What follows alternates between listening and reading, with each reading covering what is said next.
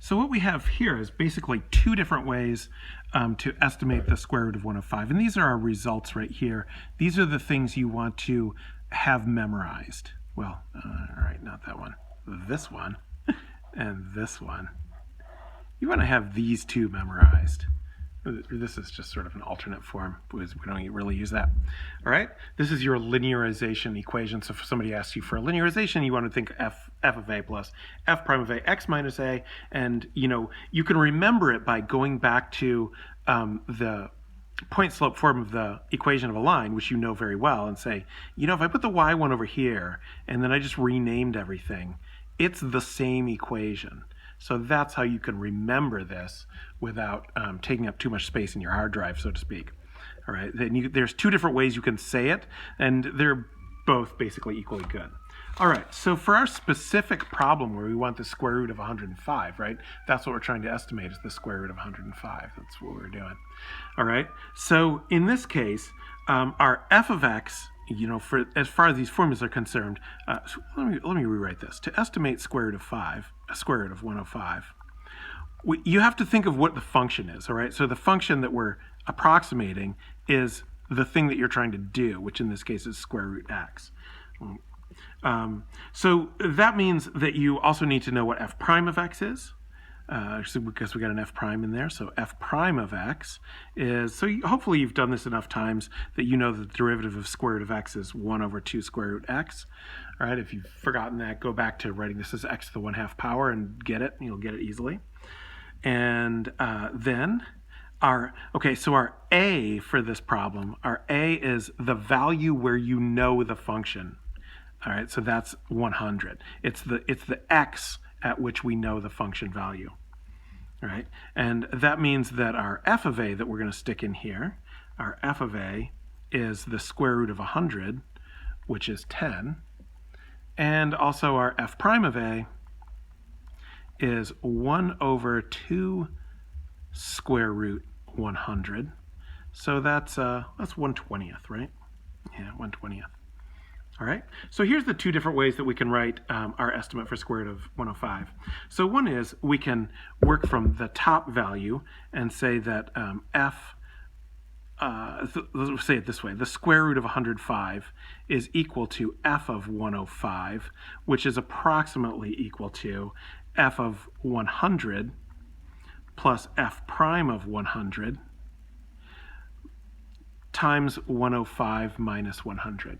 So you can see a lot of things coming out of in here is that your approximation for the square root of 105 is going to start with the square root of 100, and it's going to add a number that, because x is to the right of a, I'm going to multiply by a positive here, and because f is an increasing function, f prime is going to be positive, so this is going to be positive. So my f of 105 is going to end up being a larger number than f of 100 because I'm taking f of 100 and adding a positive number to it.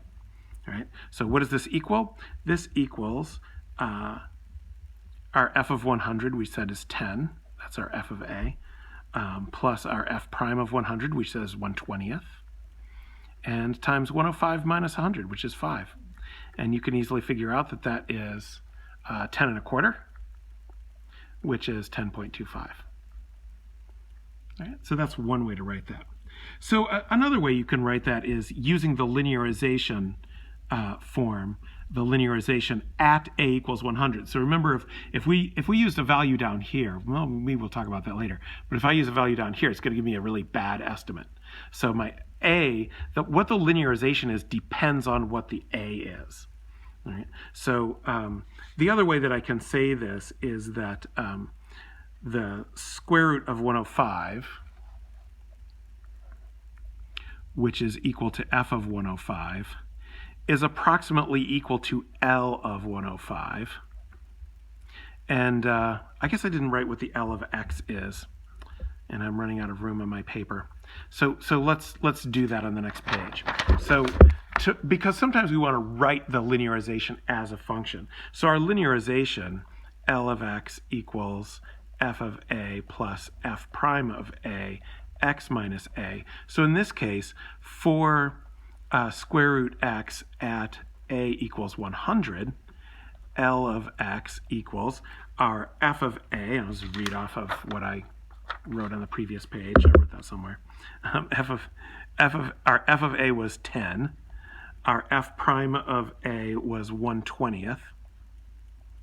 And I'm going to leave the x in, so it's going to be then x minus our A, which is 100. All right, so this function is called the linearization of square root x at A equals 100.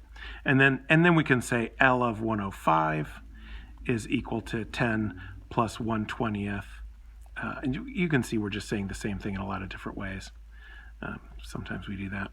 And that again turns out to be 10 and 1/4, also known as 10.25. All right, how close were we? How accurate is this estimate? So it's kind of a little bit of a trick question, because I'm going to say, what's the real square root of 105, okay, equals. So I'm going to use a calculator to find out what the square root of 105 is, to know what my accuracy is. So this is just to understand how the accuracy works on these things. But you can see the kind of irony is, if I had a calculator, I could just do this in the first place. So how do I know what the real square root of 105 is? And there's another irony. This is not the real square root of 105. This is just another approximation. This is an approximation to 10 decimal places. I have an approximation to 2 decimal places. So when I say this is the actual value of f of 105, or of the square root of 105, right? I'm putting that actual value in scare quotes because it's not really the actual value, it's just another approximation, a more accurate approximation. All right, how could I write the exact value of square root of 105? You cannot. Using the decimal system, you cannot write an irrational number to infinite degree of accuracy with the decimal system. So the only completely 100% accurate representation of the square root of 105 is this symbol here, the square root of 105. All right, it's an irrational number. So one of the sort of what do we want to call it, like ironies of this is you're really only checking estimates against other better estimates. So those other better estimates are made using more sophisticated versions of this, and that's what we're sort of learning about. So we're working toward those the better and better approximations asymptotically. All right, so that's the actual value. So when your book or the AP exam asks the question, how accurate is it? What they really want to say is, what is the difference between L of 105 and F of 105? What's the difference between them? How far apart are they? Now, since this value could be positive or negative, and for accuracy, I don't care about the positive or negative, we take an absolute value. So let's look at the absolute value of our approximation to 105 minus f of 105. So you probably already noticed that 10.25 is really close. Our guess was 10.2, or that was my guess, okay? My guess was 10.2. This process leads you to a better guess, 10.25. It's within really 3/1000ths of accuracy, whereas my original guess was only accurate to within like 4/100ths, maybe 50/100ths, like no, that's 50/1000ths, so 5/100ths, 1/20th. All right, my estimate of 10.2, while not bad, was not as good as this one. All right, so I can just do this. I can just say, let's do this number, and I'll do the absolute value by hand because it's not worth typing it in. I'll just go minus 10.25 because that was my estimate, and I get 0.003. It says negative, but I want an absolute value, so I'll say it's about 0.003, and we'll just say it's approximately. So my error is approximately 0.003. I could say pretty reasonably that I'm within 3/1000ths. And if you really want to dig and take apart and say, well, it's really 0.00304. So if I wanted to say how many thousandths I'm within, I'm only within 2/1000ths, all right, because I'm off by more than 3/1000ths, but not much. All right, that level of analysis is great. There's a whole field of error analysis, and we're not going down that rabbit hole. So we're just going to say approximately, it's within about 3/1000ths. We'll get that by looking at an absolute value of a difference. All right, so that's a good start on these. If you want to challenge yourself right now, you could say, how are we going to estimate the next one? How are we going to estimate, what was our next one? ln of 3?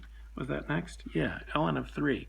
See if you want, pause the videos and see if you can follow the same process and get an estimate for ln of 3 and a linearization for ln of 3. And then I'll do that next.